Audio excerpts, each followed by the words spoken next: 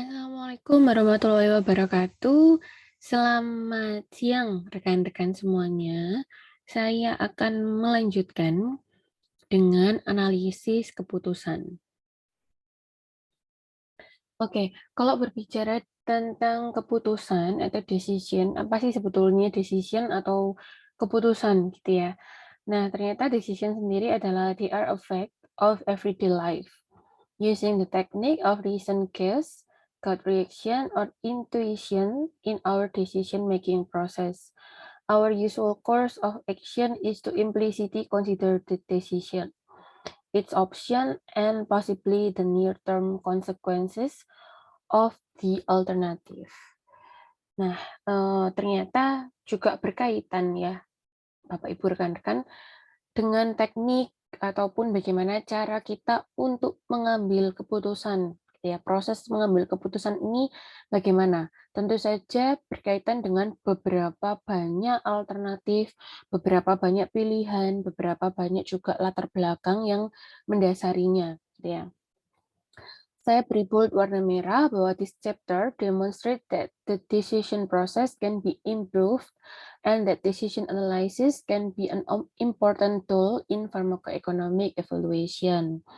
Jadi pada sesi kali ini kita akan mengetahui bahwa ternyata proses pengambilan keputusan ini dapat ditingkatkan dan juga sangat penting dalam evaluasi farmakoekonomik. Lalu jika itu tadi adalah decision, bagaimana dengan decision analysis? Ternyata decision analysis sendiri, our intuitive decision making capability are limited, and we rarely attempt an explicit examination of all factors affecting a decision and its outcome.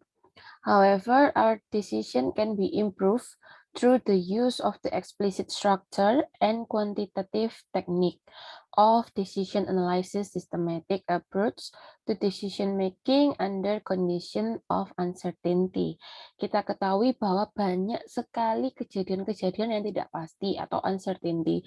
Jadi saat proses pengambilan keputusan juga kita menyadari bahwa ternyata kapabilitas kita ini sangat terbatas dan bahkan mungkin ada beberapa aspek, ada beberapa faktor juga yang bisa mempengaruhi dari keputusan kita. Maka dari itu kita perlu untuk menilai secara eksplisit Bapak Ibu ya terkait dengan bagaimana tekniknya, terkait dengan bagaimana nanti sistematik dari keputusan yang akan kita ambil. Lalu bagaimana menurut pustaka? Menurut Budman tahun 2005, decision analysis atau analisis keputusan dapat digunakan untuk decision maker untuk yang pertama mengidentifikasi pilihan yang ada ketika dihadapkan dengan keputusan. Dan yang kedua, memprediksi konsekuensi atau outcome dari tiap keputusan. Yang ketiga, menilai kemungkinan atau probabilitas dari outcome yang teridentifikasi. Yang keempat, menentukan nilai dari tiap outcome. Yang kelima, memilih opsi keputusan, yaitu dari opsi pertimbangan, kemudian akan mendapatkan suatu keputusan yang terbaik. Lalu bagaimana dengan pohon keputusan? Pohon keputusan sendiri adalah suatu diagram yang secara sistematis dan komprehensif menggambarkan hubungan antara alternatif keputusan atau tindakan dengan kejadian-kejadian yang tidak pasti yang melingkupi setiap alternatif dan hasil alternatif keputusan yang dipilih. Pohon keputusan ini bertujuan juga untuk mempermudah penggambaran keputusan yang dilakukan secara bertahap. Jadi mungkin kalau Bapak Ibu tipe orang yang tidak suka gitu ya, dengan kata-kata yang terlalu banyak, sukanya secara sistematis. Nah, pohon keputusan ini sangat membantu Bapak Ibu untuk mengambil sebuah keputusan. Ini adalah contoh diagram keputusan atau pohon keputusan. Di mana di sini kita bisa lihat ada nilai kemungkinan, hasilnya bisa berupa payoff atau loss, kemudian ada beberapa alternatif. Saya mulai dengan alternatif ya Bapak Ibu. Alternatif di sini berarti ada alternatif tindakan dengan kejadian juga tidak pasti atau uncertainty, yang seperti tadi di depan sudah saya jelaskan ya. Kemudian ada nilai kemungkinan, besarnya kemungkinan juga muncul dari setiap kejadian yang tidak pasti. Kemudian berada di luar pengendalian pengambilan keputusan. Lalu untuk hasil, ini bisa payoff atau loss, ini menetapkan nilai dari tiap rangkaian alternatif dan hasil, dapat juga dinyatakan dalam ukuran apa saja, dituliskan di ujung akhir tiap cabang pada diagram keputusan. Contohnya seperti ini, untuk simbol yang digunakan pada diagram keputusan, untuk keputusan sendiri, simbolnya adalah kotak ya Bapak Ibu, sedangkan untuk cabang yang tidak pasti biasanya digambarkan dengan note atau bulat. Misal simpel keputusannya pada decision note-nya di sini ya. Bisa beli sekarang dengan harga 14.000 atau beli besok. Kalau beli besok itu pun ada kejadian yang tidak pasti atau even forward. Dengan kejadian tidak pastinya adalah harga bisa turun dan harga bisa naik. Probabilitasnya setengah-setengah, 50%, 50%, atau saya tulis kalau dalam satuan 0,5 dan 0,5. Kalau harga turun, kemungkinan turunnya berapa? Bisa 10.000. Kalau harga naik, kemungkinan naiknya berapa? Bisa 20.000. Nah, yang di sebelah kanan sendiri ini adalah hasil atau outcome. Bagaimana, Bu, lalu menentukan untuk analisis keputusannya? Langkahnya yang pertama adalah Bapak, Ibu, dan rekan-rekan semua harus mengidentifikasi tentang keputusan. Yang kedua, struktur keputusan dan konsekuensi dari tiap keputusannya bagaimana, jika dilihat dari waktu ke waktu. Yang ketiga, Bapak, Ibu, dan rekan-rekan perlu menilai probabilitas bahwa setiap konsekuensi pasti akan terjadi atau tidak. Kemudian yang keempat, menentukan nilai dari setiap outcome. Yang kelima, memilih opsi dari outcome terbesar yang diinginkan. Yang keenam, menentukan ketahanan keputusan dengan melakukan analisis sensitivitas dari berbagai nilai dari probabilitas dan outcome pada range yang diperkirakan. Contoh kasusnya seperti ini, Bapak Ibu. Alpazolin dan omegazorin merupakan antibiotik baru yang efektif untuk bakteri gram negatif yang resisten terhadap beberapa antibiotika. Dari uji klinik diketahui 95% kasus septisemia gram negatif rentan terhadap alpazolin dan 88% rentan terhadap omegazorin. Meskipun insidensi toksisitas terkait penggunaan omegazorin tinggi, kadar kedua antibiotik tersebut harus dijaga tentang terapi yang sempit. Efek samping kedua antibiotik tersebut bisa meliputi diare, mual, yaitu toksisitas GI, perubahan enzim hepatik atau hepatotoksisitas, dan penghambatan platelet atau hemotoksisitas. Nah, tentunya yang pertama Anda harus mengidentifikasi. Biaya untuk pemberian alpazolin intravena sendiri diberikan setiap 8 jam selama 10 hari sebesar 1.650.000, yang mana itu akan meliputi biaya langsung terkait dengan biaya obat dan penyimpanannya, biaya penyiapan 540.000, dan biaya pemberian 18.000 per dosis. Sedangkan untuk omegazorin diberikan setiap 6 jam dengan besarnya masing-masing biaya 1.050.000, 720.000, dan 18.000 per dosis. Meskipun biaya alprazolim lebih tinggi, tetapi efektivitasnya juga lebih tinggi dan insidensi toksisitasnya lebih rendah. Nah, beberapa pertanyaan juga yang biasanya dipertimbangkan dalam analisis keputusan itu bisa meliputi siapa yang akan mengambil keputusan dan dari perspektif mana keputusan tersebut diambil. Yang kedua, dalam jangka waktu berapa lama konsekuensi akan dianalisis. Yang ketiga, keputusan apa yang akan diambil dan pilihan apa saja yang akan dipertimbangkan.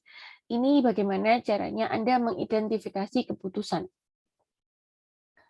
Yang kedua, siapa yang mengambil keputusan? Nah, untuk menentukan perspektif mana, Anda juga harus menganalisis. Tentu dari perspektif rumah sakit ya, kalau pada kasus ini ya. Karena di sini ditulis bahwa outcome dari kedua antibiotik sebanding, maka komite farmasi dan terapi harus menentukan pilihan yang biayanya minimal bagi rumah sakit. Otomatis ini akan diharapkan membuat suatu kebijakan. Maka perspektif yang kita ambil di sini adalah perspektif dari rumah sakit. Analisis keputusan mempertimbangkan biaya terkait dengan obat, seluruh biaya dari semua produk dan pelayanan selama periode perawatan di rumah sakit. Kemudian Anda juga perlu menilai keputusan dan opsi yang akan terjadi. Komite Farmasi dan Terapi telah menyetujui penambahan 1 antibiotik ke dalam formularium. Biaya antibiotik, perbedaan tingkat kepekaan atau resistensi, variasi toksisitas dan tingkat respon terapeutik, serta akurasi klasifikasi dari konsentrasi serum obat. Ya, jadi kita bisa dari step berikutnya kita bisa melihat bahwa penilaian keputusannya bagaimana dan opsi yang akan terjadinya bagaimana. Pada contoh kasus alprazolim dan omegazorin tersebut, proses analisis keputusan hanya mempertimbangkan terkait dengan biaya. Diasumsikan bahwa meski efikasi dari kedua antibiotik ini berbeda, tapi nilai episode terapi sebanding. Jika organisme resisten terhadap alprazolim maupun omegazorin, maka terapi diganti antibiotik golongan betasporin. Karena KFT ini mengasumsikan efektivitas kedua antibiotiknya sama, maka tipe analisis yang digunakan adalah cost minimization analysis, dan hanya biaya saja yang dipertimbangkan dalam pengukuran outcome. Berbeda dengan tadi saat saya menjelaskan terkait dengan cost utility analysis, jika memang hanya biaya saja yang dipertimbangkan karena keduanya ekivalen, Bapak Ibu, jadi Bapak Ibu bisa mengambil metode farmakoekonominya cukup cost minimization analysis saja karena outcome yang diharapkan adalah dari perbandingan biaya. Maka akan dibuat pohon keputusan dimulai dengan alternatif pilihan. Dalam notasi ilmiah dari analisis keputusan, initial node atau yang tadi ya simbol kotak itu menunjukkan titik waktu di mana pembuat keputusan memilih satu saja di antara berbagai macam pilihan. Lalu kemudian initial node atau simbol kotak disebut juga dengan root node. Diletakkan di sebelah kiri dan menunjukkan awal dari pohon keputusan untuk menentukan pilihan yang mungkin akan dipakai. Kalau di sini ada 2, alphazoline dan omegazoline, maka kemungkinannya adalah 2. Selanjutnya, sebagai pangkal dari cabang ke kanan disebut dengan choice node. Ini adalah gambar cabang dari pohon keputusan untuk memilih alphazorin dan omegazorin. Obat mana yang akan dimasukkan dalam formularium tentu masih menjadi tanda tanya ya, apakah alphazoline atau omegazorin. Secara umum, analisis dilakukan selama periode terbatas, misalnya 1 minggu, 1 bulan, atau 1 tahun. Jadi Bapak Ibu juga perlu memberikan jangka waktu analisisnya yang tepat. Ya. Namun demikian, jika kondisi pasien bervariasi, maka periode waktunya akan dilakukan pendekatan dengan menggunakan lama waktu terapi. Contoh kasusnya, analisis keputusan dimulai pada saat memberi antibiotik untuk mengatasi septikemia bakteri gram negatif sampai infeksinya dinyatakan sembuh. Itu juga bisa Bapak Ibu, tapi memang terkendala biasanya itu adalah waktu ya. Waktunya terlalu lama kalau sampai menunggu sembuh, sembuh total gitu. Pasti juga banyak faktor yang akan mempengaruhi. Kemudian baru kita membuat pohon keputusan. Untuk membuat pohon keputusan ini, kita juga perlu melihat atau membuat struktur keputusan dan konsekuensi dari waktu ke waktu. Dalam membuat pohon keputusan, pengambil keputusan mengidentifikasi hubungan antara pilihan keputusan dan konsekuensi dari masing-masing pilihan. Strukturnya akan digunakan untuk memasukkan probabilitas yang dapat diperoleh dari hasil uji klinik, menetapkan outcome biaya pada masing-masing konsekuensi, dan menghitung perkiraan biaya total. Ini adalah contoh saat memilih branch-nya atau cabang-cabangnya dari alphazoline. Tentu kalau sudah memilih dari alphazoline, tadi kan ada dua cabang ya Bapak Ibu, alphazoline dan omegazoline. Untuk yang alphazoline dulu, biasanya ada probabilitas responding dan not responding tapi non-toxic. Ya.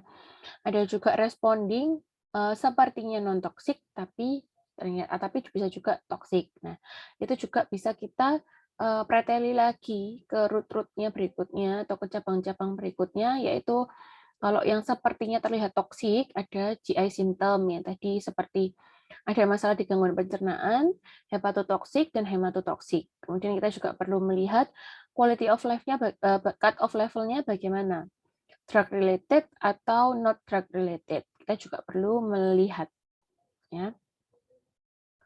Nah, ini untuk yang omegazorin. Sama juga kita akan melihat probabilitas dari responding dan not responding bagaimana. Ya, ada yang GI symptom, hematotoksik juga bagaimana. Nah, lalu kita melakukan penilaian probabilitas. Pada masing-masing tangkai pohon atau node, nilai probabilitasnya sebesar 1. Data probabilitas dapat diperoleh dari publikasi uji klinik fase 3 dari industri farmasi atau dari sumber yang lain. Kemudian jumlah probabilitas semua konsekuensi dari change node harus 1, sehingga konsekuensi harus diidentifikasi untuk masing-masing change node.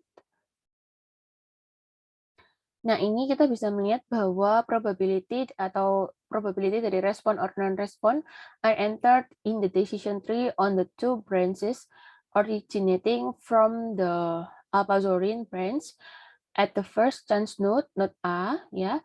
Kemudian of the sekitar 850 pasien, ya, yang ada ternyata yang merespon itu ada 680 atau sebanyak 80% dan sisanya 170 orang ini mengalami kejadian toxicity, di mana nanti dipreteli lagi ya Bapak Ibu ya. Yang untuk gastrointestinal toxicity ada 131 orang, kemudian hepatotoxicity ada 35 orang, untuk hematotoxicity ada 4 orang gitu. Nah, kita akan melihat lagi nanti bagaimana terkait dengan selain arpazorin ini. Kita bisa melihat juga tentang omegazorin. Dari 730 pasien, bagaimana? Berapa yang no toxic symptom? Ada 495. Oh, ada yang simptomnya resembling toxicity, ada 235. Dari 235 ini terbagi apa saja sih? GI toxicity-nya berapa? Oh, ada 164 orang. Hepatotoxicity ada 56 orang, dan hematotoxicity ada 15. Tapi juga ada yang non-responding, sebanyak 270 orang. Nah, tentu kita sudah mendapatkan data, ya, kita masukkan beberapa persentase-persentasenya. Ini pada bench alphazorin, dan ini pada omegazorin. Nah, di sini kita bisa melihat ya, sudah ada beberapa perhitungan PET dan juga cost-nya berapa. Nah, kemudian baru kita menilai dari outcome. Kalau menghitung outcome dari farmakoekonomi, maaf, itu kita akan melihat dari sisi moneter, ya, nilai moneter dari obatnya berapa. Kita lihat juga dari biaya obat, biaya terkait obat, dan biaya yang disebabkan oleh obat. Biaya obat termasuk harga obat dan biaya penyimpanan untuk 10 hari sebesar 1.650.000 untuk alphazorin dan 1.050.000 untuk omegazorin. Biaya pemberian obat sebesar 18.000 untuk tiap kali pemberian alphazorin. Diberikan setiap 8 jam selama 10 hari, sehingga total biaya pemberian sebesar 540.000 dan omegazorin diberikan setiap 6 jam dengan durasi yang sama, sehingga biaya total pemberian sebesar 720.000. Jika dilakukan perubahan terapi karena kemungkinan terjadi resistensi, maka diberikan betasporin secara IV selama 10 hari dengan biaya juga perlu Bapak Ibu masukkan, yaitu 1.800.000 dan biaya yang terkait dengan pemberian obat 360.000. Biaya yang disebabkan karena pengobatan merupakan biaya karena respon yang tidak optimal dari pemberian alphazorin dan omegazorin. Biaya tambahan tersebut sebesar 1 juta tiap tambahan hari rawat inap, biaya tes lab 75.000 per pemeriksaan dalam serum, 65.000 per tes fungsi hepar, dan lain-lain. Jadi secara detail biaya harus Bapak Ibu masukkan. Ya, termasuk di sini ada terapi tambahan, ya, juga bagaimana tiap kali konsultasi farmakokinetik, dan lain-lain. Bagaimana menggabungkan beberapa nilai keputusan, nilai probabilitas, dan nilai outcome untuk memilih yang paling sesuai. Langkah pertama adalah dengan memotong pohon keputusan dalam bagian yang lebih kecil, kemudian perhitungan dilakukan dari kanan ke kiri, atau choice node awal. Untuk masing-masing chance node, nilai outcome dikalikan probabilitas untuk masing-masing cabang. Ini adalah cara untuk menghitung biaya dari masing-masing outcome. Nah, ini contoh ketika kita memasukkan biayanya. Ya, di sini ada berapa dolar, dan berapa dolar. Baik, referensi yang saya gunakan, ya, Putman, Kramer, Diclick, Wole, dan Logenberg. Terima kasih untuk atensi dari Bapak Ibu semuanya. Kita bisa melanjutkan diskusi di WhatsApp Group. Sekian dari saya, selamat siang.